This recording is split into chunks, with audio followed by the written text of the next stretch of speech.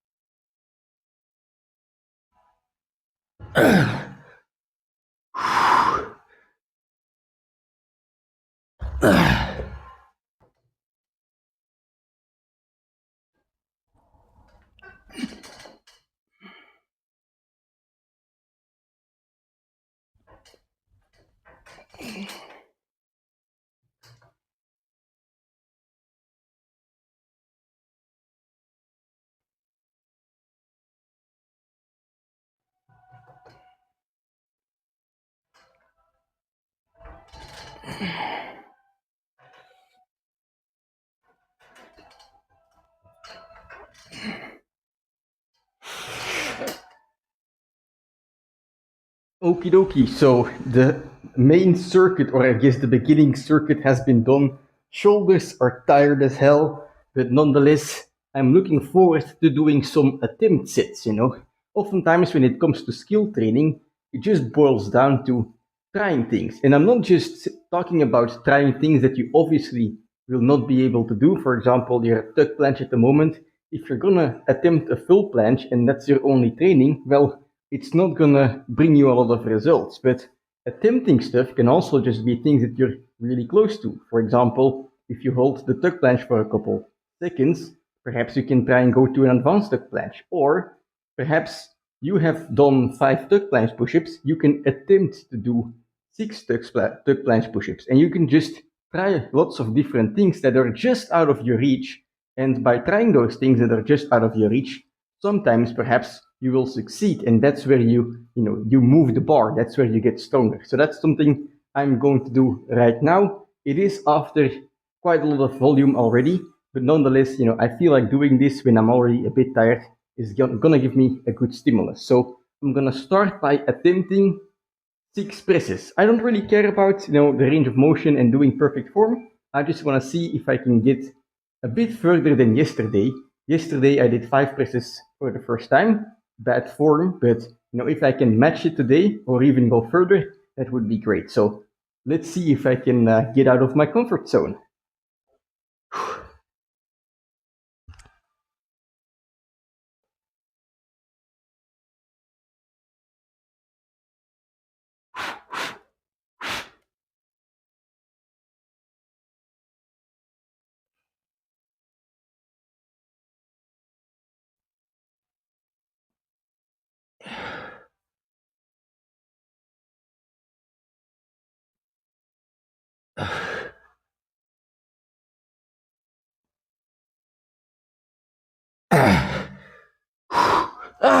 Damn it! 4 presses for today. I'll get revenge once I'm rested. Anyway, I'm not done yet. I'm going to attempt some Maltese on the floor as well. pronated Maltese on the floor. I'm very bad at supinated stuff, so perhaps I should train it, but what I'm going to do today is, well, the thing I'm good at, pronated. So, well, look at my grip. You're gonna see why I do not recommend it, but let's go.